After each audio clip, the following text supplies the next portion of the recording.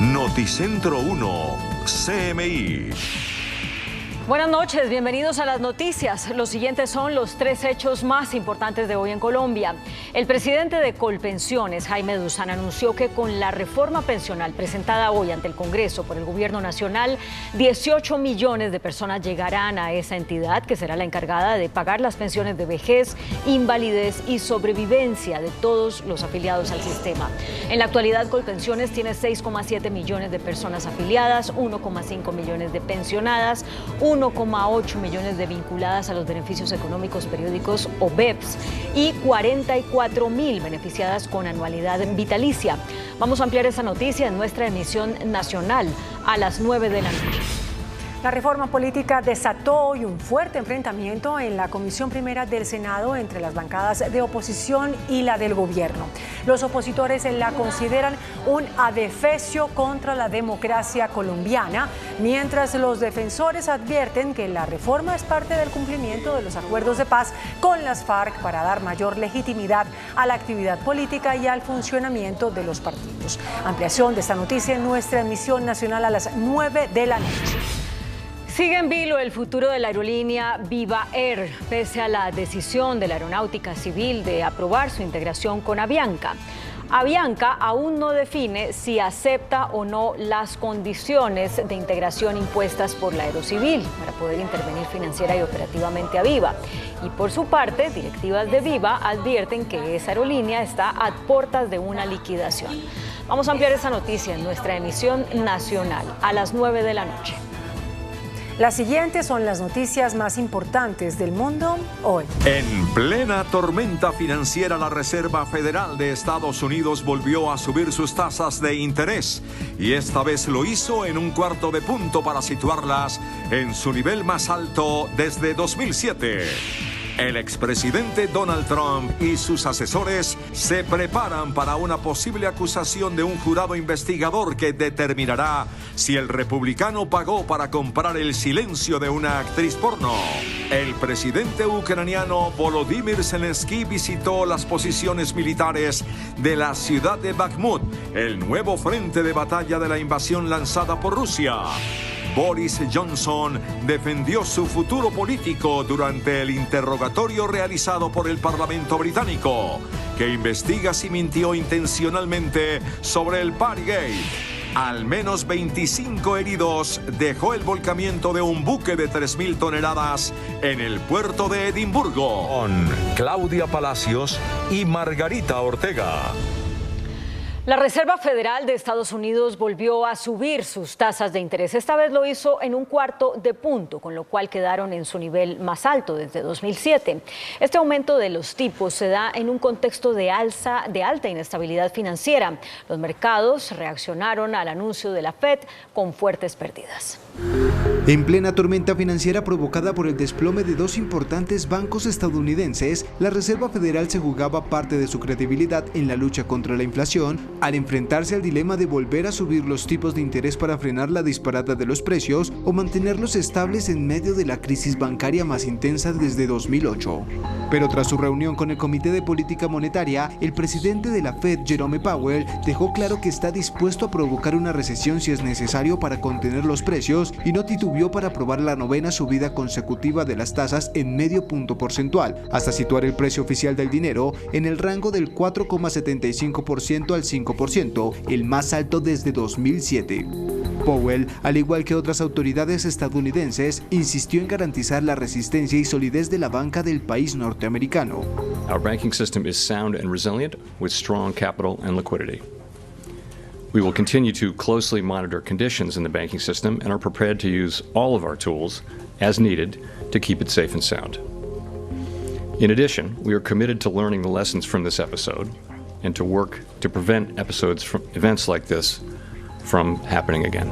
La Reserva Federal está tratando de lograr un aterrizaje suave de la economía al frenar la demanda lo suficiente para que las presiones inflacionistas se debiliten, pero no tanto como para provocar una recesión en toda regla. Sin embargo, las turbulencias lo complican y pese a que la inflación se encuentra muy lejos del 2% objetivo, el Banco Central estadounidense dejó la puerta abierta a una pausa en las subidas en su próxima reunión. Esto no ha sido suficiente para calmar los mercados y en Wall Street la sesión terminó en fuertes pérdidas altas después de que los tres principales indicadores del parque neoyorquino, que son el Dow Jones de Industriales, el tecnológico Nasdaq y el Standard & Poor's 500, registraron un desplome de 1,6% cada uno.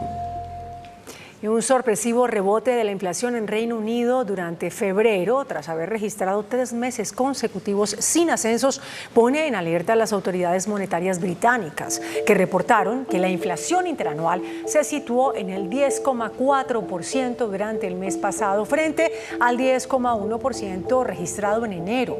La disparada de los precios se sintió principalmente en el costo de la alimentación y las bebidas no alcohólicas, que subieron al ritmo más rápido en 45 años y que obliga al Banco de Inglaterra a actuar para calmar la inflación, pero sin afectar el crecimiento en un país que está al borde de la recesión.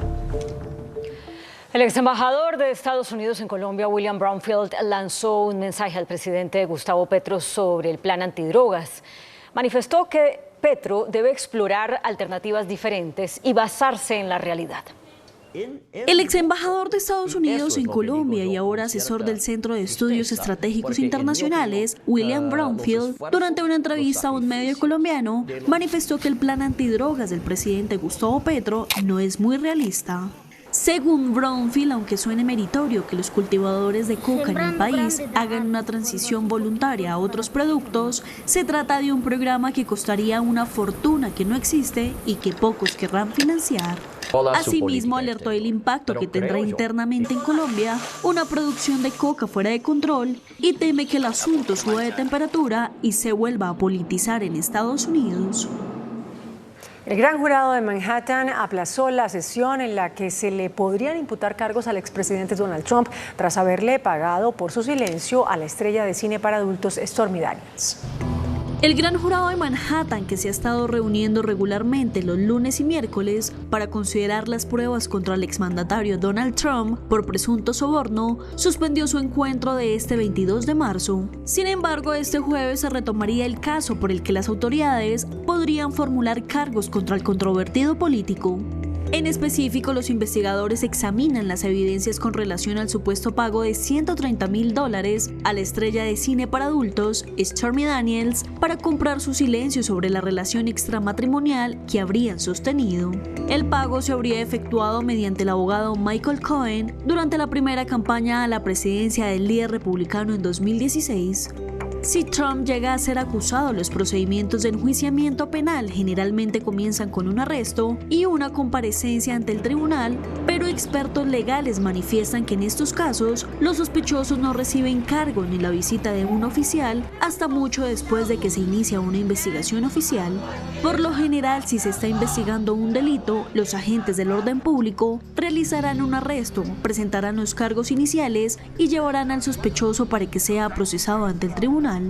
Después de esta lectura de cargo, los fiscales nombrarían un gran jurado para una acusación penal formal, lo que incluye dar al jurado otras pruebas y posibles testimonios antes de que puedan acusar oficialmente a una persona de delitos graves. Cabe resaltar que Trump enfrenta varias investigaciones, entre ellas su supuesta implicación en el asalto al Capitolio el 6 de enero de 2021 y otra es la de los documentos clasificados de su etapa como presidente que se llevó consigo al dejar el cargo y que encontró el FBI en un registro en Mar-a-Lago. El presidente de Ucrania, Volodymyr Zelensky, visitó las posiciones militares cerca de la asediada ciudad de Bakhmut, el nuevo frente de batalla de la invasión lanzada por el presidente ruso Vladimir Putin. Las fuerzas rusas y ucranianas combaten desde hace meses por el control de Bakhmut, una asediada ciudad que es clave para contener a las fuerzas invasoras en el este y se ha convertido en el escenario de la batalla más feroz desde el inicio de la guerra. Sin embargo, esto no fue impedimento para el presidente ucraniano Volodymyr Zelensky, quien viajó hasta el frente de batalla para visitar a las tropas que defienden la asediada urbe, a quienes les entregó algunas condecoraciones mientras guardó un minuto de silencio por todos los caídos en la resistencia a la ofensiva rusa. Героїв, подякувати вам, потиснути руку, подякувати за те, що захищаєте державу, суверенітет, схід України. Бачили сьогодні багато всього зруйнованого навколо. El mandatario además abrazó y posó en fotografías con los soldados, de quienes recibió una bandera firmada del batallón del que forman parte, y también fue al hospital donde son tratados los militares heridos durante la ofensiva, donde el presidente condecoró allí mismo a médicos y militares a quienes les dio las gracias por proteger a Ucrania. Las violentas protestas en contra de la reforma pensional en Francia continúan. El presidente Emmanuel Macron concedió una entrevista en televisión nacional buscando apaciguar los ánimos de los manifestantes. La reforma de pensiones que el presidente Emmanuel Macron impuso por decreto sigue firme y las manifestaciones en Francia no cesan al ver la poca flexibilidad que ha tenido el mandatario ante las peticiones del pueblo. Tras el descontento de los ciudadanos, Macron le concedió una entrevista a la televisión francesa donde defendió su decisión y, aunque todo el pueblo está en contra de la misma, consideró necesario generar un cambio antes de que sea más tarde. Au moment où je vous parle, est-ce que vous pensez que ça me fait plaisir de faire cette réforme? Dites-le nous. Non. Est-ce que vous pensez que j'aurais pas pu faire comme tant avant moi, mettre la poussière sous le tapis? Oui, peut-être. Mais la réalité, et s'il y a une chose que je regrette, c'est que nous n'avons pas réussi à partager la contrainte, plus exactement la nécessité de faire cette réforme. Las manifestaciones han llegado hasta el Congreso, donde varios diputados se oponen a la decisión. Tras pasar por 2 mociones de censura y asegurar su continuidad en el gobierno, el presidente Emmanuel Macron espera aplicar su nueva reforma para finales de año. Además, le encargó a la primera ministra la tarea de construir un programa de gobierno en el cual se puedan organizar las nuevas medidas. El ex primer ministro británico Boris Johnson se defendió ante el Parlamento de su país, que lo interrogó para determinar si el conservador mintió deliberadamente sobre las fiestas realizadas en su oficina durante la pandemia. Boris Johnson volvió a ser el foco de atención tras su escandalosa renuncia al liderazgo del Reino Unido y una vez más, el ex primer ministro se enfrentó a la Cámara de los Comunes debido a sus comportamientos irregulares mientras estuvo al frente del gobierno. El Parlamento británico interrogó a Johnson para determinar si el conservador mintió deliberadamente sobre las fiestas realizadas en su oficina durante la pandemia. La primera sesión no dejó grandes repercusiones contra el líder Tory, en especial frente a sus aspiraciones de continuar con su vida política. Pero si el Comité de Estándares de la Cámara encuentra alguna prueba que deje en evidencia la supuesta mentira del ex premier, podría llegar a perder su escaño en el legislativo. Es por ello que después de jurar ante la Biblia decir toda la verdad, Johnson se defendió y aseguró que nunca le mintió al Parlamento. I am here to say to you, hand on heart, that I did not lie to the House. When those statements were made, they were made in good faith and on the basis of what I honestly knew and believed at the time.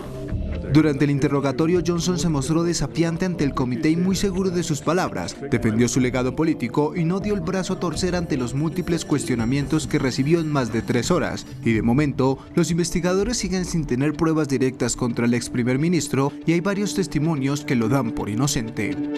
Al menos 25 heridos dejó el volcamiento de un buque de 3.000 toneladas en el puerto de Edimburgo, en Escocia. Según se ha informado, la embarcación afectada, que se dedicaba a labores de investigación, se volcó unos 45 grados sin llegar a darse la vuelta completa tras desengancharse de los amarres en un dique seco, esto debido a los fuertes vientos que golpean esta región escocesa. Con inteligencia artificial, desarrolladores estadounidenses diseñaron un programa capaz de convertir bocetos sencillos en paisajes realistas.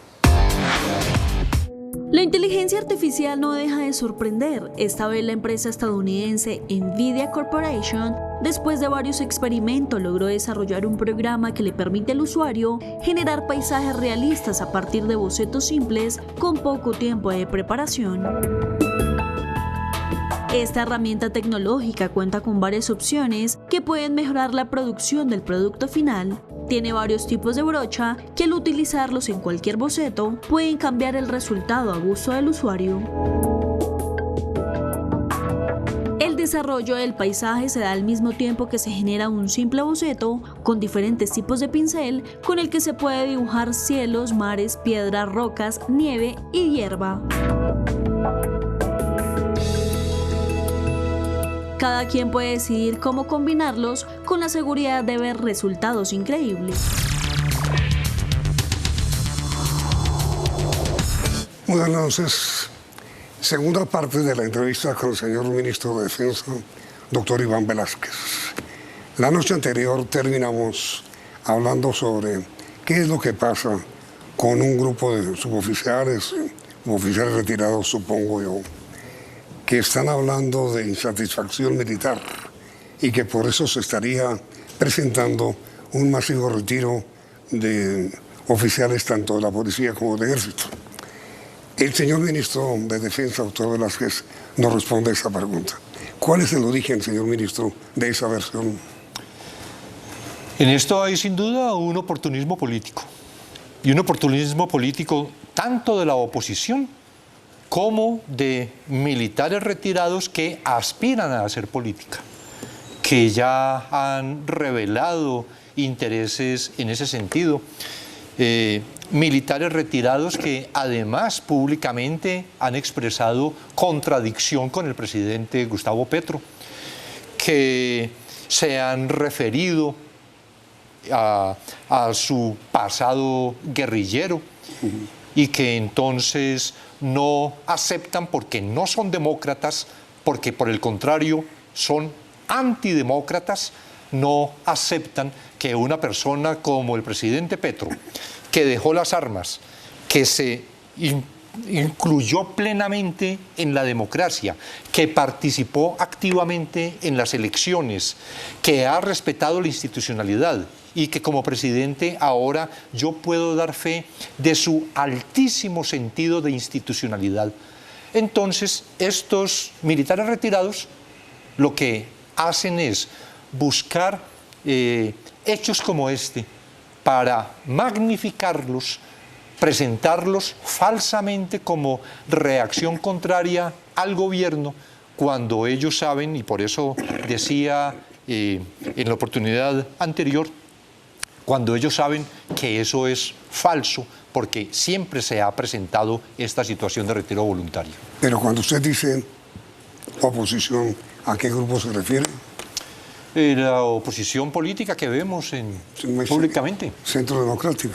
La oposición que una más feroz que otra, pero en todo caso toda oposición aprovechando frente a situaciones como esta de retiros que son reales, aprovechando una interpretación que saben falsa para obtener dividendos, como ahora también está en el propósito de mostrar que estamos en una grave situación de orden público, y no voy a negar que tenemos grandes dificultades. El propio presidente reconoce las grandes dificultades que tenemos por muchísimas causas, pero que no es precisamente originadas en este gobierno, ni que son causadas por este gobierno, y que es una tradición histórica en nuestro país esta grave situación de orden público. Entonces ahora se presenta como por la debilidad del gobierno de Gustavo Petro, cuando nunca se habló de los malos resultados en las acciones de otros gobiernos que actuaron como ya lo conoce la opinión pública. Y señor ministro, mire, esta cifra de militares que han pedido su retiro y policías que han hecho lo mismo, ¿han pedido su retiro o algunos han sido retirados?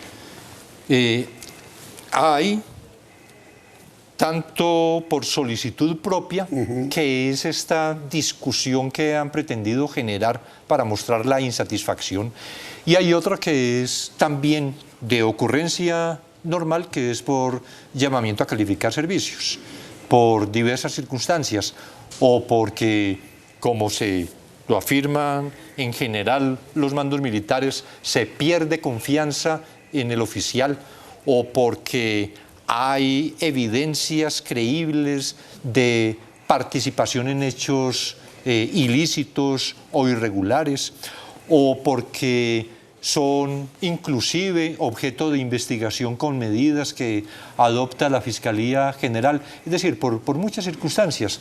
También hay retiros por incapacidad absoluta de miembros de fuerza pública. Es decir, esto de los retiros yo creo que es muy normal en todas las situaciones, en todas las causales de retiro, incluida esta por voluntad propia, que se ha presentado permanentemente en las fuerzas, tanto militares como de policía. Esta cifra, señor ministro, es habitual, es decir, es normal que a principio de año se retiren 100 y pico de... Si uno revisa, encuentra que los llamamientos a cursos de ascenso se producen generalmente octubre, noviembre. Entonces es cuando los oficiales, los tenientes coroneles saben que ya no fueron llamados para el curso a coroneles, o los coroneles no fueron llamados. Y piden su baja. Y entonces piden la baja, y eso se produce fundamentalmente finales de un año, principios del año siguiente. No es nada anormal. No es nada anormal, y yo puedo asegurar que no es nada por lo que tenga que preocuparse la ciudadanía. Son movimientos normales que no reflejan ninguna situación especial en la fuerza pública. Yo he dicho, los generales también lo han manifestado, tanto la cúpula militar como la de la Policía Nacional tiene una muy buena relación con el gobierno. Conmigo personalmente tenemos comunicación permanente, una comunicación realmente muy fluida. Todos los días nos comunicamos, nos reunimos personalmente varias veces a la semana, asistimos a un consejo de seguridad cada semana también con el presidente de la República, me acompañan a los consejos de seguridad que sostenemos fuera de Bogotá, atienden muy cortésmente todas las instrucciones, las disposiciones del presidente de la República. No se ha generado durante estos casi 8 meses de permanencia mía en el cargo de ministro de Defensa, no se ha generado ninguna contradicción entre los mandos, conmigo jamás, con el presidente tampoco, de manera que todas esas afirmaciones que hacen, que hay un gran malestar, que hay una contradicción, son absolutamente falsas. Ahora mire, señor ministro, la paz. El presidente Petro dijo hace unas horas que él era partidario de revisar un poco el acuerdo de paz. ¿A qué tema concretamente usted, que es ministro de Defensa, podría referirse? ¿Revisar qué? Bueno, aquí hay realmente unos acuerdos de paz mayoritariamente incumplidos. ¿Incumplidos? Incumplidos, claro. Uno de los puntos fundamentales del acuerdo era la sustitución de cultivos ilícitos, de uso ilícito. El PENIS, este gobierno lo recibió completamente desfinanciado. Centenares de familias, digamos más bien miles de familias, con las que se habían hecho acuerdos de sustitución de cultivos, no tuvieron cumplimiento por parte del Estado. Toda esa política que afecta entonces, política de droga, que afecta por los incumplimientos, hace que el primer punto del acuerdo de paz todavía sea una expectativa. El tema de tierras, lo que se había acordado era 3 millones de hectáreas. Es el punto 1 del acuerdo, además. ¿Y qué ha ocurrido con eso? ¿Cuál ha sido en el tiempo anterior un esfuerzo de gobierno porque se haga lo que implicaría una verdadera reforma agraria?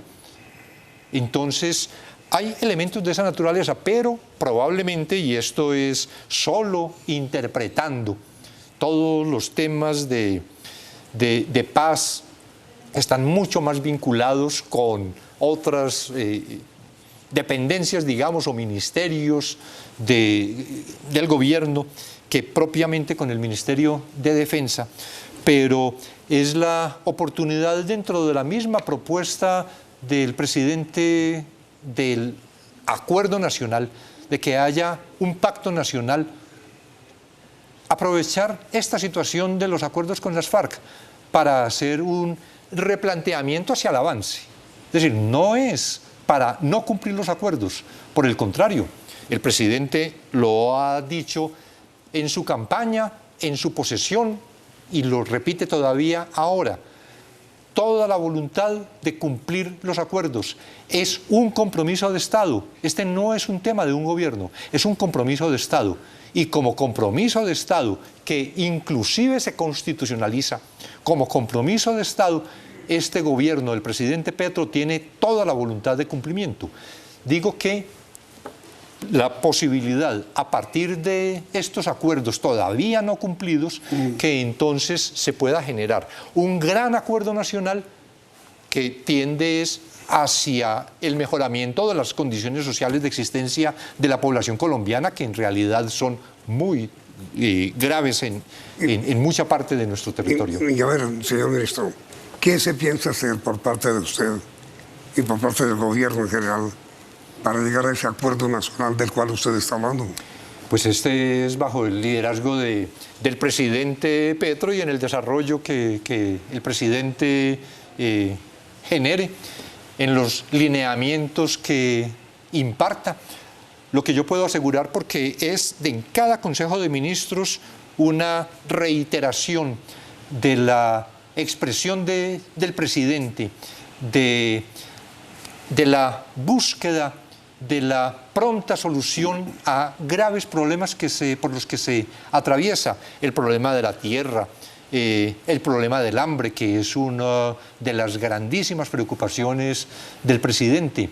Entonces, interpreto que un acuerdo que tiene que llevar hacia la profundización de la democracia, pero también hacia el mejoramiento de las condiciones de vida de la población. Es decir, que haya un mayor desarrollo, que haya mejoramiento en las condiciones de la comunidad, que haya programas sociales que se puedan desarrollar efectivamente, que haya la posibilidad, por ejemplo, campesinos que están condenados a la siembra de coca porque no tienen otra posibilidad, que puedan salir de esa actividad para que realicen proyectos productivos, agroindustriales, lo cual requiere, por ejemplo, la construcción de vías terciarias, que han sido muy poco atendidas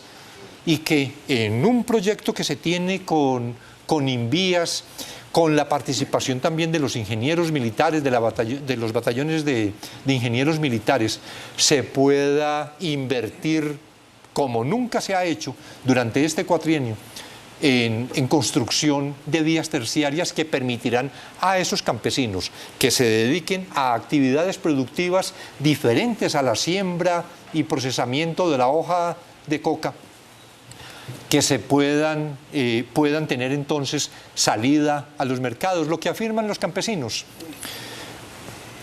a nosotros vienen a comprarnos los narcotraficantes la pasta de coca o la hoja de coca. Si nosotros sembramos plátanos, no tenemos cómo sacarlos porque no hay vías. Pues lo que hay que hacer es esto: construir vías para el progreso, vías para la paz, vías para la producción, y ese es uno de los propósitos de este gobierno. Sí, el señor expresidente Santos, al comentar la afirmación del presidente Petro en el sentido de que habría que reformar el acuerdo de paz, dijo que evidentemente falta una implementación del acuerdo. ¿Para hacer qué, señor ministro? Yo creo, como decía, que sí hay que efectivamente falta implementar el acuerdo. Solo esos dos puntos que mencionaba y ya son muy importantes. Solo en el tema de la lucha contra la droga y en el tema de la tierra, con que esos dos lograran alcanzar las metas acordadas, yo creo que sería un avance grandísimo. Pero adicionalmente, y entendía que ahora también el Partido Comunes acepta que haya, yo creo que hay que entenderlo, no es una revisión para el incumplimiento o para supresión, sino una revisión para el fortalecimiento de unas políticas que a partir de estos acuerdos se habían convenido, fortalecimiento de esas políticas que permitan un mejoramiento, un desarrollo del país, tanto en lo económico, en lo social, como en lo democrático. Y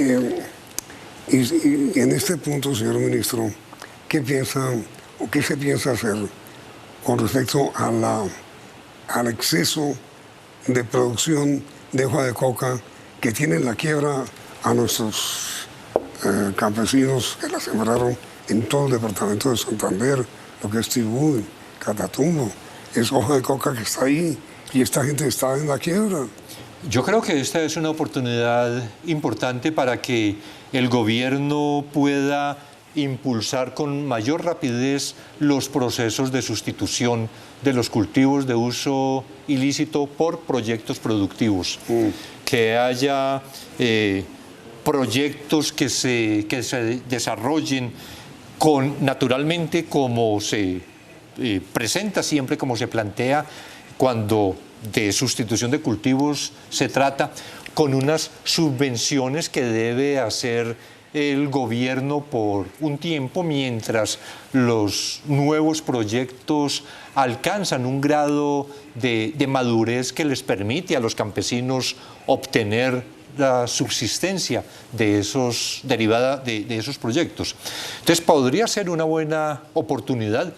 Yo creo que quienes desde el gobierno están al frente de estos programas de sustitución de cultivos y de desarrollo productivo de comunidades campesinas, es una muy buena oportunidad para que esos programas sean mucho más aceptados ahora por los campesinos, que entienden además, tienen que entender que los dineros que obtienen de esta actividad vinculada con el narcotráfico, en lo que por la necesidad de ellos están impulsados a la siembra de la coca, que esos dineros no van a ser para siempre. Ahora, señor ministro, mire, en la parte final de esta entrevista quisiera hablar con usted sobre usted, sobre Iván Velásquez, sobre la manera como hizo usted tránsito de la magistratura al Ministerio de Defensa.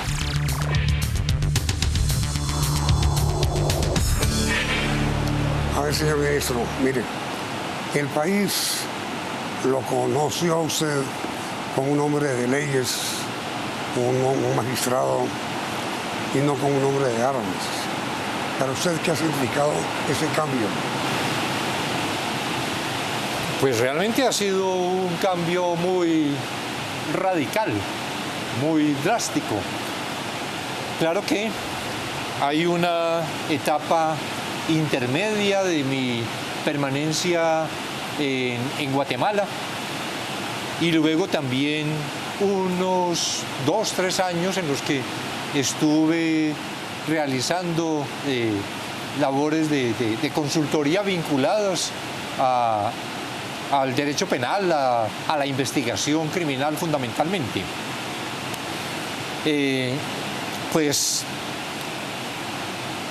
creo que en todo caso, todo esto vivido en la Corte Suprema como magistrado auxiliar, lo que después también pude conocer en Guatemala a través de la investigación criminal, pero de hechos que eran de real captura del Estado guatemalteco, y lo que luego hice en las consultorías ha sido en realidad de mucho provecho para el conocimiento, para una mejor formación. No está vinculado con las armas, eso no hay duda, pero sí con lo que debería ser una acción desde las Fuerzas Armadas en defensa de la democracia, en defensa del Estado social de derecho, en respeto por los derechos humanos, en la transparencia. En esto, como siempre se ha dicho, el ministro de Defensa puede dar los lineamientos generales, las políticas, pero las estrategias militares son de los militares. Y haría muy mal cualquier ministro de Defensa que se metiera como de militar, suplantara para tomar decisiones militares.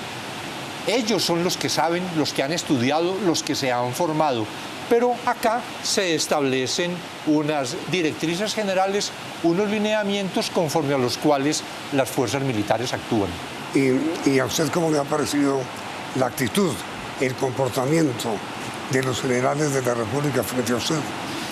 Me ha parecido muy bien, es decir, ha sido de absoluto respeto.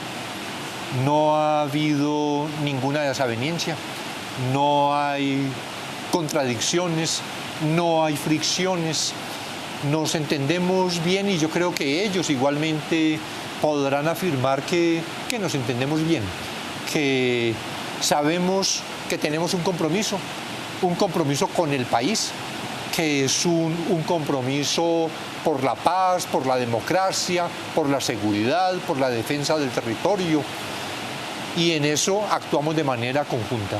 ¿Usted diría, señor ministro, que usted ha aprendido a pensar un poco como militar y los militares un poco como magistrados?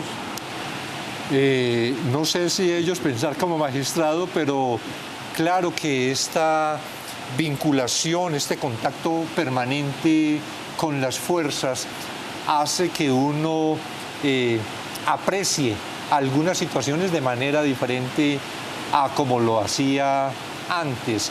Una simple referencia. Antes yo reclamaba, y yo creo que la ciudadanía en general reclama, cómo cuando se produce un hecho no llega de inmediato el pelotón del ejército a contrarrestar una situación. Yo ahora entiendo que es un camino demorado, porque generalmente estos grupos ilegales dejan los campos minados y ellos tienen que actuar con mucha precaución para aproximarse al sitio, porque igualmente se pueden producir hechos solo para provocar el rápido ingreso de la fuerza pública y generar una matazón, porque es una emboscada o porque está todo el campo minado. Eso yo no lo entendía sino ahora que lo estoy viendo. Y así uno podría hablar de varios aspectos en los que el contacto cotidiano muestra que en realidad hay un gran sacrificio, que hay una entrega, que se asume con responsabilidad el trabajo de las fuerzas militares y de la policía. Y finalmente, ministro, ¿le ha gustado a usted ser ministro de Defensa? Me ha gustado poder contribuir a pesar de mis detractores. Me ha gustado poder contribuir con un proyecto de gobierno. Yo creo en este proyecto de gobierno que quiere profundizar la democracia, que quiere hacer realmente un cambio en el país, que sin desatender a los más pudientes tiene una preferencia por quienes siempre han sido discriminados, excluidos, desplazados. Ese compromiso del presidente Petro yo lo comparto y por eso me siento satisfecho con pertenecer al gobierno. ¿Pero de qué detractores habla usted? Pues tantos que se pronuncian por las redes como de una incapacidad porque nunca estuve en contacto con la milicia y entonces que eso supondría una disminución en las capacidades de quienes también de manera oportunista, y entiendo porque están en su juego político, hacen señalamientos que en situaciones idénticas del pasado nunca los hicieron, pero ahora es precisamente porque están al otro lado del espectro político. Pues ministro, muchas gracias por aceptar esta invitación. Usted ha sido amable. Muchas gracias por su visita. Muchas gracias, Yamil. Mucho gusto, me complace realmente venir a compartir con usted. Ministro. Y a ustedes gracias por la sintonía y los invitamos a continuar aquí en Noticentro 1 CMI. Noticentro 1 CMI. Colpensiones se prepara para recibir 18 millones de cotizantes por la reforma pensional. Está garantizada la supervivencia de Colpensiones con la reforma, asegura su presidente. Hoy las pensiones las asume el Estado. Presidente Petro dice que reforma pensional busca sistema más equilibrado. Gobierno radica reforma pensional que fortalece el sistema público. Personas no binarias podrán pensionarse a los 57.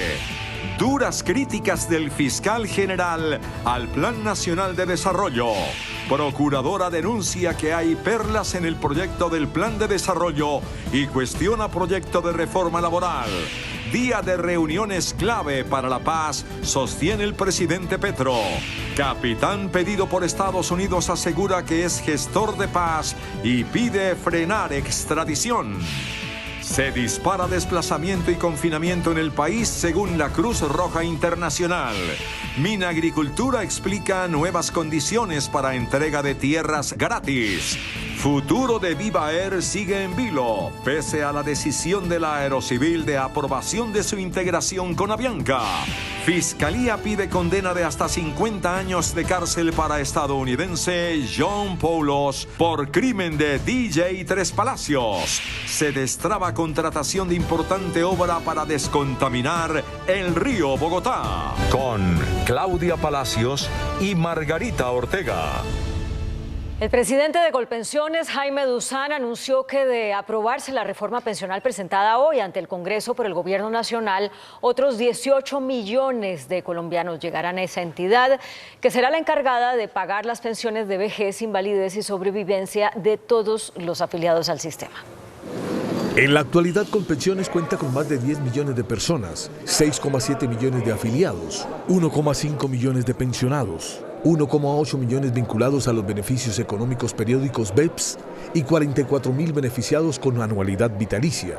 De aprobarse la reforma presentada, a Colpensiones llegarían 18 millones de ciudadanos. Y preparados para en la transición recibir más de 18 millones de colombianos que van a estar presentes y se aumentarían a los 6 millones y medio que hoy tiene Colpensiones y aumentaría hacia el futuro la posibilidad de pensionar, dado que nosotros hoy le pagamos a más de 1.600.000 colombianos que están pensionados en Colpensiones en este momento. Colpensiones se encargará además de pagar las pensiones de vejez, invalidez y sobrevivencia. Va a ser la administradora de todos los recursos pensionales de 1 a 3 salarios mínimos. Todos los colombianos y colombianas en un régimen de transición de 2 años tendrán que pasar a Colpensiones. Quienes quieren tener una mejor pensión lo harán en los fondos privados y cuando cumplan su edad se trasladarán todos sus recursos a Colpensiones para mejorar su pensión. Para Duzán no hay probabilidades de una quiebra de esta entidad. ¿Cómo garantizar que no se quiebre Colpensiones con estos 18 millones de colombianos que van a llegar a Colpensiones? Pues es que los millones de colombianos van a llegar aportando, todos van a aportar y va a existir un fondo importante y una responsabilidad cierta del gobierno nacional porque los recursos van a estar en el presupuesto nacional. El gobierno ha permitido que la solidez se mantenga en Colombia y por eso los recursos se mantienen en los fondos privados de tal manera que ellos garanticen procesos de estabilidad económica, el temas macroeconómicos del país. Para el fiscal de la Central Unitaria de Trabajadores, se aspira que con la reforma el 62% de las personas mayores de 60 años pueda pensionarse. Los que sí no tengan el número de semanas suficientes, pues hay una pensión anticipada para todos los que están entre 1.000 y 1.300.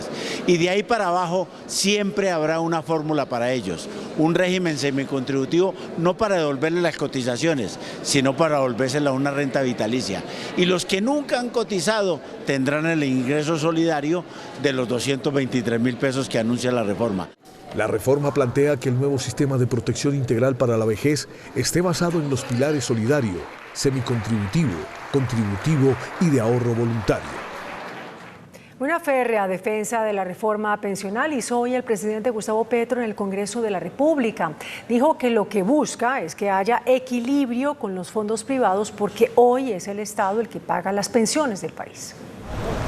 Al Congreso de la República volvió hoy Gustavo Petro, pero no como senador, sino como presidente de la República, a radicar el proyecto de reforma pensional, que defendió como equilibrado para que todos los colombianos en edad de adulto mayor puedan tener un bono pensional. Porque dijo el mandatario que hoy Colpensiones, que es la entidad pública, tiene menor número de cotizantes, pero mayor número de pensionados.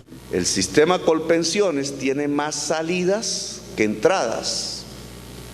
Básicamente porque tiene menos cotizantes y mucho más pensionados.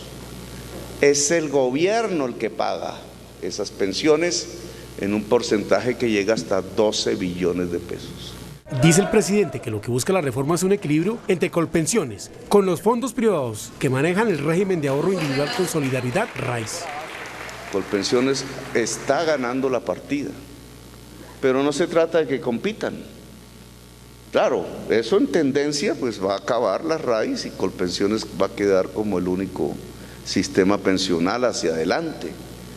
Pero es mejor complementarlos a través de los niveles de ingreso. Eso es lo que se llama un sistema de pilares, con un primer pilar que paga el gobierno, no los cotizantes, que es el pilar solidario.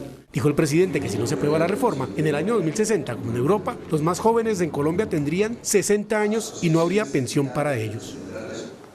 A continuación, conozcamos los detalles de la reforma pensional radicada hoy por el gobierno. Este es el documento de la reforma pensional que fue radicado en el Congreso de la República. La propuesta contempla un sistema construido por pilares, uno solidario que define un bono pensional de 223.000 pesos para mayores de 65 años en situación de vulnerabilidad, otro semicontributivo para otorgar una renta a mayores de 65 años que hayan cotizado entre 150 y 1.000 semanas. En el contributivo, todas las cotizaciones de hasta 3 salarios mínimos irán obligatoriamente a Colpensiones. El excedente de las cotizaciones que superen ese valor irán al componente complementario. Al final se pagará una pensión única. Pasamos de dos regímenes que eran paralelos, que estaban en competencia y que no cumplieron con su misión central de pensionar a la mayoría de colombianos y colombianas, a un sistema de régimen unificado, complementario y no en competencia. También se creará un fondo de ahorro que garantice las pensiones a futuro. En 86 de los 89 artículos hubo concertación. En los siguientes puntos seguirá el debate en el Congreso. El número de salarios base para el sistema contributivo obligatorio y también en el sistema de los pensionados, que nos plantean la necesidad de cómo su pensión se aumenta anualmente de acuerdo al salario mínimo. El régimen de transición aclara que las personas que hayan cotizado más de 1.000 semanas se les respetará las condiciones de la ley actual. La edad para pensión seguirá siendo de 57 años para mujeres y 62 años para hombres. Por su parte, el fiscal Francisco Barbosa hizo duros cuestionamientos al plan de desarrollo. Desde Medellín, el fiscal general Francisco Barbosa confirmó que envió 7 observaciones al Consejo de Política Criminal sobre el Plan Nacional de Desarrollo. Hablan de contratación directa, luego comunidades, contratación directa y al mismo tiempo narcotráfico. Podemos estar en este momento haciendo una moñona frente al tema del narcotráfico en Colombia como una especie de banquete de recursos sin control. Explicó que las observaciones sugieren crear mecanismos para evitar trampas en la contratación pública. Presentado por el ministerio respectivo dentro de 6 meses. No, eso no me da tranquilidad. A mí lo que me da tranquilidad es que me digan cómo se va a contratar. A mí lo que me da tranquilidad es que me digan que esos recursos no se van a perder. También le pidió al presidente Gustavo Petro que derogue los otros decretos de cese al fuego con el ELN, Pachencas, disidencias de las FARC y la Segunda Marquetalia, así como lo hizo con el Clan del Golfo. Consideramos adecuado que se haya derogado ese decreto, pero consideramos importante que el presidente evalúe la posibilidad de derogar los otros decretos también, porque tenemos un problema serio de operatividad judicial en el país, en donde la Fiscalía General de la Nación tiene un rol preponderante. Y confirmó que la Fiscalía tiene frenado los operativos contra la minería ilegal porque no tiene quien le garantice la seguridad en el país. Esta noche en Barranca Bermeja, Santander, el presidente Gustavo Petro aseguró que la plata para las víctimas del conflicto se la robaron y agregó que quienes critican su proyecto de paz total lo hacen porque le temen a que el país conozca la verdad sobre las relaciones entre políticos y narcotraficantes. La verdad en Colombia se volvió subversiva, persiguen la verdad, la tratan de ocultar cada vez que alguien presenta un proyecto de ley que dice intercambiemos cárcel por verdad, lo destruyen, lo demonizan, cuando lo único que está buscando es verdad. ¿Qué temor a la verdad hay? Que no es aquel que junta el signo de la esvástica con la cocaína. La juntura terrible entre un poder político y la cocaína. La Procuradora General Margarita Cabello denunció que hay perlas en el proyecto de plan de desarrollo y también cuestionó el proyecto de reforma laboral radicado por el gobierno. Empezando por ese exceso de facultades extraordinarias en una democracia participativa que son preocupantes. La procuradora Margarita Cabello hizo una serie de reparos al proyecto que guiará los 4 años del mandato presidencial de Gustavo Petro. Le preocupa el artículo 82 del plan que propone contratos de asociación público-populares. ¿Por qué digo que es una perla? Es una manera de desviar la vigilancia y la regulación de muchos dineros públicos a través de estas asociaciones. El punto del manejo presupuestal y del envío de recursos a través de asociaciones que terminan siendo contrataciones a dedo a través de entidades privadas es muy peligroso. Cabello sostuvo un encuentro con gremios económicos para escuchar sus preocupaciones sobre el proyecto de reforma laboral. Advierte que el texto no se ocupa del problema de la informalidad. La reforma no toca el sector más importante desde el punto de vista laboral de nuestro país, que es la informalidad. Pareciera que fuera más un pliego de peticiones sindicales que una reforma laboral que beneficie al resto o a la totalidad de los trabajadores informales y los empleados desde todos los lados de nuestro país. La reforma pensional presentada hoy por el gobierno señala que las personas que se identifican como no binarias podrán pensionarse a los 57 años de edad, que es la edad actual para la jubilación de las mujeres. Una persona que se identifica como no binaria es porque no se siente necesariamente conforme con una identidad de género masculina o femenina, o se relaciona con elementos de ambas o con ninguna. Actualmente las condiciones de edad de pensión son haber cumplido 57 años si es mujer o 62 años de edad si es hombre. Para la edad de pensión, en caso de las personas no binarias, como acción afirmativa, se aplicará como edad la menor, señala el texto de la reforma pensional. Está favoreciendo realmente es a los hombres que hagan eso. Les está dando la posibilidad de pensionarse 5 años antes, no a los 62 años como pues está definido para los hombres, sino a los 57 como está previsto para las mujeres. El representante Andrés Forero pide al gobierno que explique la propuesta. Eso es una ventana grande que está abriendo el gobierno y que no está condicionada de ninguna manera.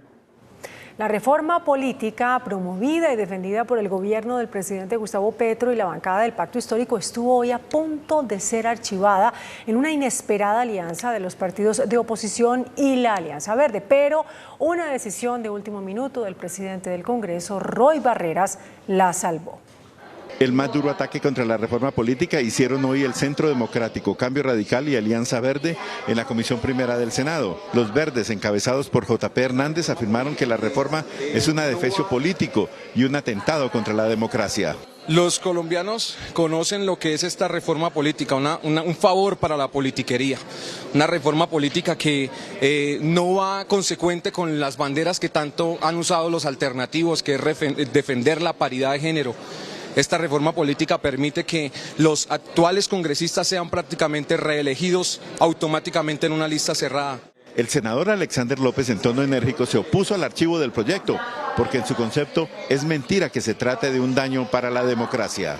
Aquí hay una presión al gobierno desde unos sectores que, pasando y violando la ley quinta, quieren pues evitar el debate. Nosotros jamás en este Congreso vamos a imponer una reforma Queremos que haya la discusión y el debate siempre. La reforma política solo se salvará si las bancadas de gobierno no se dividen y votan en favor del proyecto que fue presentado a la luz de los acuerdos de paz con las FARC. El futuro de la aerolínea Viva continúa en vilo, pese a la decisión del Aerocivil de aprobar la integración con Avianca. En un caldeado debate de control político, las aerolíneas aseguraron que la solución llegó tarde e incompleta y la Aerocivil se defendió. Pese a la resolución del Aerocivil que aprueba la integración Viva a Avianca con varios condicionamientos, como la devolución de algunos turnos de despegue y aterrizaje en los horarios con más demanda en el aeropuerto El Dorado y mantener el esquema de bajo costo de Viva, las aerolíneas se mostraron inconformes por la tardía respuesta. Lamentablemente tampoco es una solución inmediata que permita integrarnos y por ende tener una capitalización inmediata. Nuestra aerolínea se acerca al escenario de la liquidación. Tenemos también que entender qué resta al final de 22 días de una aerolínea parada en el suelo. Para Viva, parte de la crisis financiera de la aerolínea se dio por la espera prolongada de una decisión. En un debate de control político, el director del Aerocivil respondió: si esos abogados les endulzan el oído, pues este gobierno y este Congreso tiene que defender al país. Y preferible ustedes lejos que en Colombia, porque no es correcto. No puedo contestarle a los senadores, porque tengo dolor de patria. El ministro de Transporte en el mismo debate anunció una posible ampliación de los slots en el aeropuerto El Dorado. Algunas mejoras que la aeronáutica está haciendo, que Opaín está haciendo en El Dorado, de poder subir a entre 76 y 80 slots. Esta es la petición de algunos congresistas. La indemnización de los usuarios, que se atiendan las quejas ellos, que se les dé solución, pronta solución. Hay gente que compró paquetes de Viva Air por sumas de 14 millones, 15 millones, 20 millones y hoy nadie les responde. La resolución de la integración deja la puerta abierta para que terceros interesados presenten recursos de apelación o reposición que podrían retrasar la operación absoluta de Avianca sobre Viva, es decir, no le puede inyectar capital aún para su funcionamiento. La implementación del acuerdo de paz suscrito con la guerrilla de las FARC en el 2016 fue el tema tratado por el presidente Gustavo Petro en sendas reuniones que sostuvo con el expresidente Juan Manuel Santos y con Rodrigo Londoño, antes Timochenko.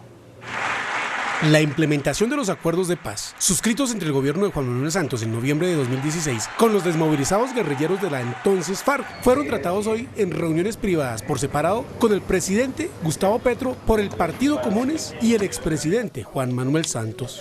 A primera hora, la reunión fue durante 2 horas en la casa privada del jefe de Estado con el expresidente Santos. Después, el Partido Comunes, en cabeza de Rodrigo Londoño, antes Timochenko, le reclamó al jefe de Estado por las declaraciones del comisionado de paz Danilo Rueda en relación con reinsertados que están en Meta. Y le dijimos con toda camaradería y fraternidad su salida en falso, frente a plantear de que allí lo que estaba, el problema que había era la legalidad o legalización de la tierra, no, allí lo que hay es un desplazamiento forzado, lo entendió perfectamente. Creo que ahí tuvimos la posibilidad de intercambiar sobre ese tema y el compromiso de acompañar a nuestros compañeros firmantes en ese proceso que va a ser de reubicación con todas las garantías. Según Rodrigo Londoño, la reunión con el presidente Petro fue fructífera porque quedaron en que la implementación del acuerdo de paz con las FARC es el primer paso para lograr la paz total. El gobierno y el ELN hacen un llamado a los colombianos para que mediante un acuerdo nacional definan soluciones a los más urgentes problemas económicos, sociales y ambientales del país. Eso fue lo que dijo esta noche ante la plenaria del Senado el congresista Iván Cepeda. El senador Iván Cepeda, como presidente de la Comisión de Paz e integrante de la mesa de negociaciones con el ELN, presentó esta noche al Senado un informe sobre el estado de las negociaciones con ese grupo guerrillero. Afirmó que la concertación de la agenda de conversaciones es un gran avance y las dos partes tienen este mensaje para el país. Tenemos una visión común, sí, pero el acuerdo nacional es más ambicioso, al cual invitamos a todas las fuerzas, a las fuerzas políticas, gremiales, sociales del país, porque los problemas que hoy tiene Colombia no los resuelve solamente una fuerza política aisladamente. Iván Cepeda y María José Pizarro declararon que las negociaciones con el ELN han tenido avances importantes que esperan que se traduzcan pronto en hechos reales de paz para los colombianos. Está disparado el desplazamiento y el confinamiento en Colombia por la disputa de grupos armados, esto según el Comité Internacional de la Cruz Roja presentado en Bogotá. Según el último informe publicado por el Comité Internacional de la Cruz Roja, el desplazamiento masivo en 2022 dejó 58.010 afectados. Lo más crítico se presentó en Nariño, Chocó, Valle y Córdoba. El desplazamiento individual dejó 123.220 afectados, lo más crítico en la región de Arauca, Valle, Nariño y Antioquia.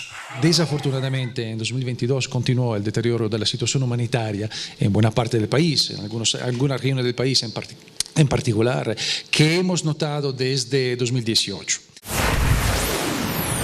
La cifra de confinamiento también va en aumento. En el último año fueron 39.404 personas afectadas por los hostigamientos que se presentan por parte de grupos armados. Por la activación de artefactos explosivos fueron 515 víctimas. De esta cifra, 278 fueron civiles, 224 de la fuerza pública, 43 menores de edad y 13 integrantes de grupos armados. Las víctimas por minas antipersonas fueron 161. Los departamentos más afectados por la activación de artefactos explosivos son Cauca con 125, Antioquia con 82 y Nariño con 46. Este ha sido el histórico de los últimos 3 años. En 2020 fueron 390 víctimas, en 2021 489 y en 2022 515. Por desaparición forzada hay 175 denuncias de civiles. La reforma al Código Electoral, que comenzó a discutirse hoy en la Comisión Primera del Senado, contó con el apoyo de la mayoría de las bancadas, excepto la del Centro Democrático y el exnegociador de paz, Humberto de la Calle. El proyecto de nuevo Código Electoral es la modernización de las normas que permitan a los colombianos tener un sistema que garantice el respeto a la voluntad popular, dijo uno de sus ponentes, Germán Blanco. Después de 37 años se va a hacer una reforma al Código Electoral. El mundo en su dinamismo ha cambiado y las costumbres electorales también. La tecnología, por ejemplo, las instituciones, y eso está contemplado en el nuevo Código Electoral. El senador sin partido Humberto de la Calle criticó, sin embargo, el proyecto porque considera que sus artículos no resuelven de fondo los problemas del sistema electoral colombiano. Luego tiene una enorme cantidad de normas que terminan aumentando el poder de los poderosos, del gobierno y de los grandes partidos.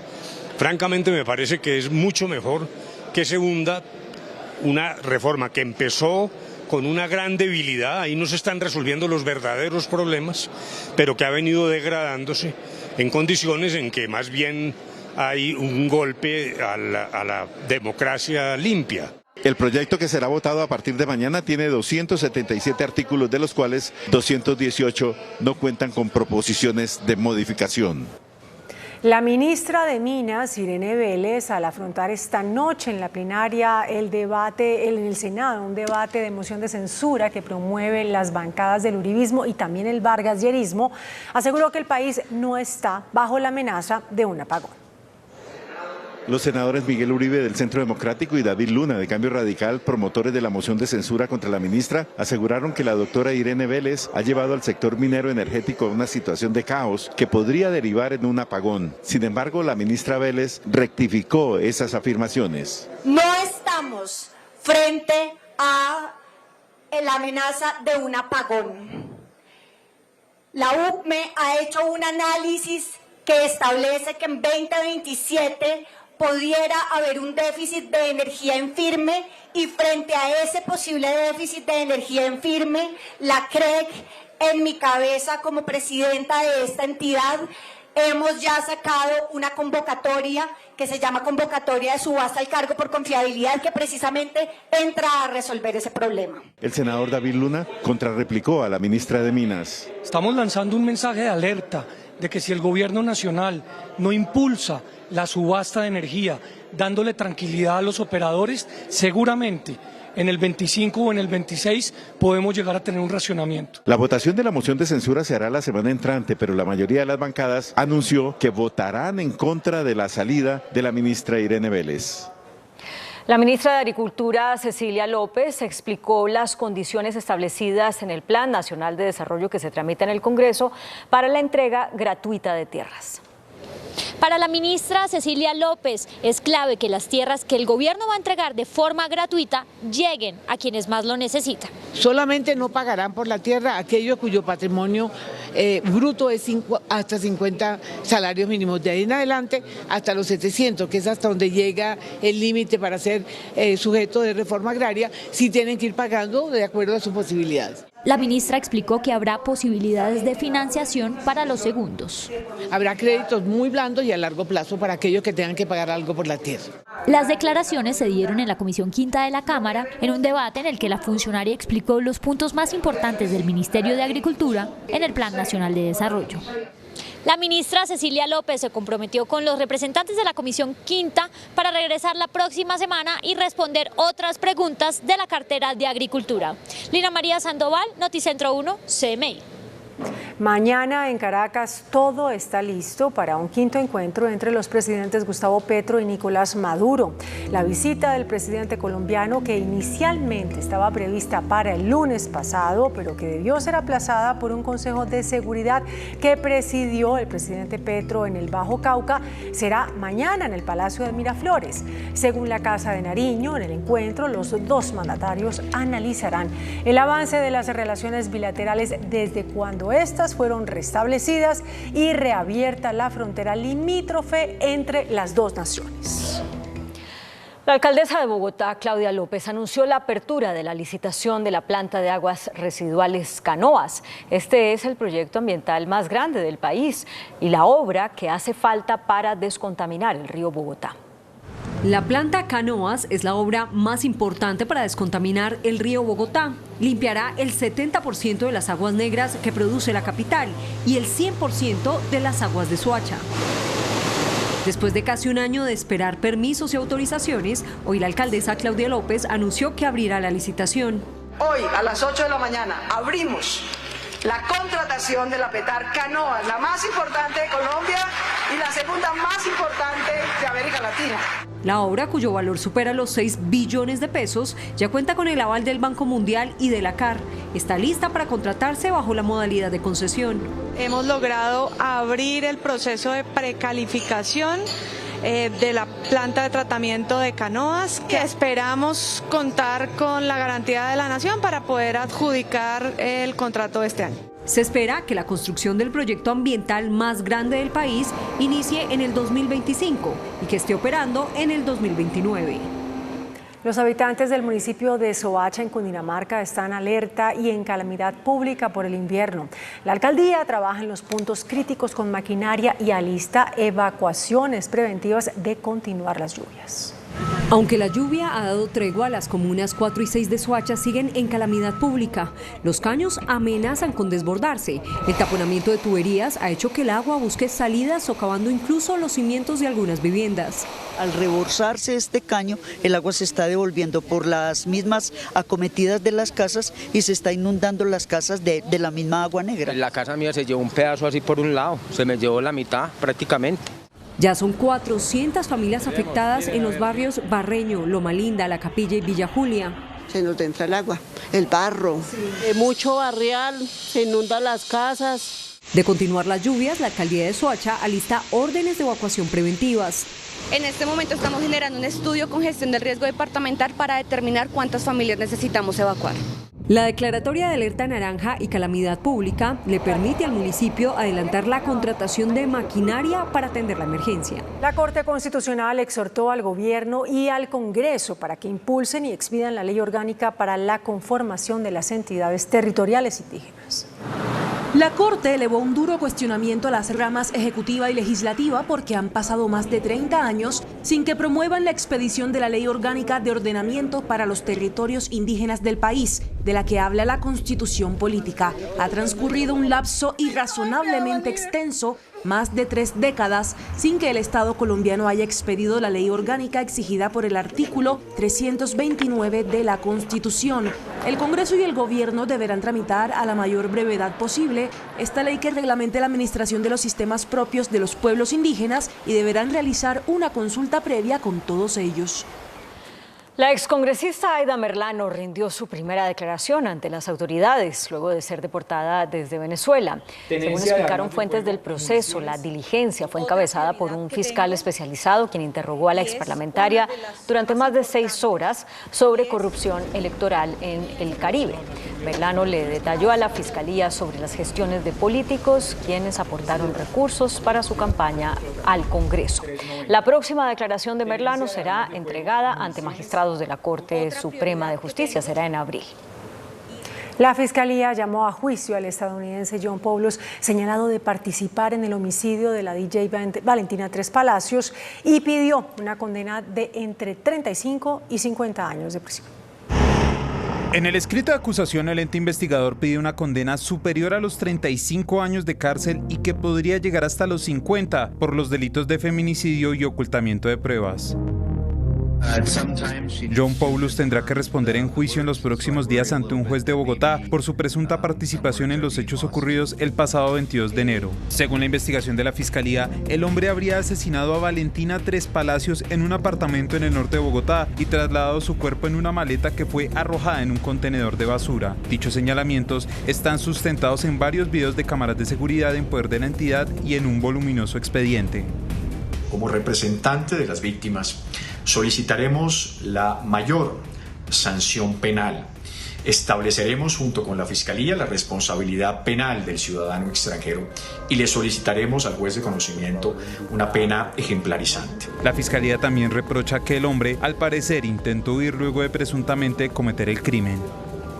Noticentro 1 CMI conoció una carta enviada por el exmilitar Andrés Medina, alias El Capi, a la Corte Suprema de Justicia, en la que asegura que es gestor de paz de las disidencias de las FARC, por lo que pide que se frene su extradición a Estados Unidos. La nota verbal. Alias El Capi es solicitado en extradición por Estados Unidos por presuntamente planear el atentado en la Brigada 30 en Cúcuta, donde resultaron heridos militares estadounidenses y colombianos. Según las autoridades, las disidencias de las FARC fueron los autores del crimen perpetrado en 2021.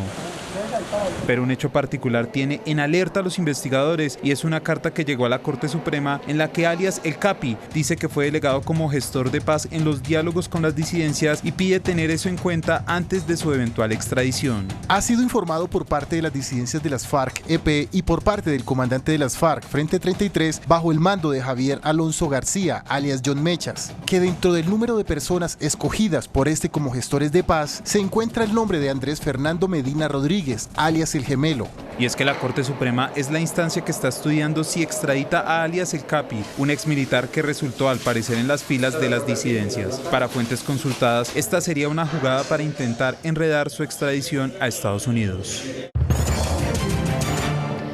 Las comisiones económicas del Congreso iniciaron la aprobación de las facultades extraordinarias para el presidente Petro, incluidas en el Plan Nacional de Desarrollo.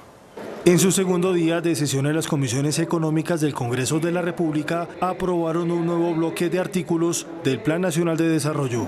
Dos de los artículos que dan facultades extraordinarias al gobierno fueron avalados en su primer debate. El primero de ellos tiene que ver con la adquisición del Hospital San Juan de Dios de Bogotá. De acuerdo con el artículo 302, se podrá adquirir a título gratuito la infraestructura del centro de salud.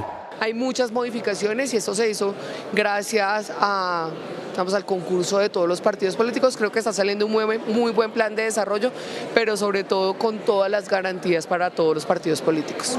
La segunda facultad aprobada esta noche se trata de una modificación al programa de familias y jóvenes en acción para que sea incorporado al Sistema Nacional de Transferencias. Procuremos la competitividad del ingreso a las familias en Colombia, que todavía está un poco débil en el debate. Sin embargo, es un Plan Nacional de Desarrollo muy ambicioso, con 5 ejes fundamentales que van a mejorar y a dignificar la vida de todos los colombianos. Entre los artículos que se aprobaron en bloque, se dio aval al 339, que obliga a las entidades públicas a su afiliación de riesgos laborales con Positiva S.A. para fortalecer el aseguramiento público. La Superintendencia de Sociedades vetó a miembros del Grupo Empresarial Antioqueño para la elección de la nueva Junta Directiva de Nutresa. La decisión de la Superintendencia de Sociedades se dio por un presunto conflicto de intereses de parte de los miembros del Grupo Empresarial Antioqueño para la toma de decisiones durante la oferta pública de adquisición de acciones de Nutresa y Sura propuesta por los Gilinski. La medida impide que el Grupo Sura, como mayor accionista de Nutresa con 35,5%, vote en la próxima asamblea de la compañía el 31 de marzo. De esta manera, los Gilinski tendrán único voto para ejercer el control de la compañía con la elección de su propia Junta junta directiva. Esos conflictos de intereses no están bien vistos y obviamente es posible que por esa vía Gilinski pueda tener la mayoría en votación en la junta directiva de Nutresa. El nuevo panorama permitirá a los Gilinski llegar al grupo Bancolombia, donde Sura tiene la mayor participación accionaria. Seguramente, si ya logran tener el control de Grupo Sura, la siguiente jugada es ir por Bancolombia. Gilinski ha jugado muy bien este juego de ajedrez porque se ubicó donde debía, porque hizo las jugadas y en los tiempos adecuados, y seguramente si logra el control de Grupo Sura vía la venta de Nutresa o el control de Nutresa, seguramente lo siguiente que van es por Bancolombia. Se esperan próximos movimientos sobre Nutresa y Sura. El proceso en contra de DMG Grupo Holding para reparar a sus víctimas seguirá adelante luego de resolverse la recusación. De esta manera, la liquidación judicial podrá llevarse a cabo para la venta de varios activos que servirán para reparar a los inversionistas afectados con la captación ilegal de recursos. El índice de capitalización de la bolsa, que mide el comportamiento de las 25 principales acciones, cerró a la baja.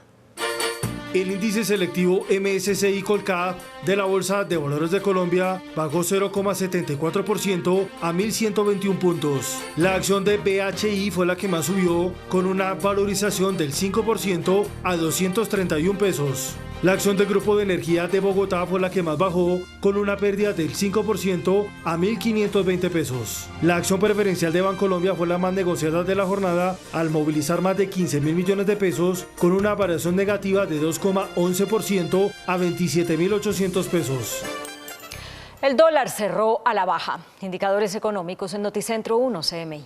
La tasa representativa del mercado que regirá para mañana jueves será de 4.776 pesos con 9 centavos. Los profesionales del cambio compran la divisa en promedio en 4.580 pesos y la venden en 4.650 pesos. Un euro cuesta 5.186 pesos con 50 centavos. La libra de café en Nueva York se cotizó a $1.78.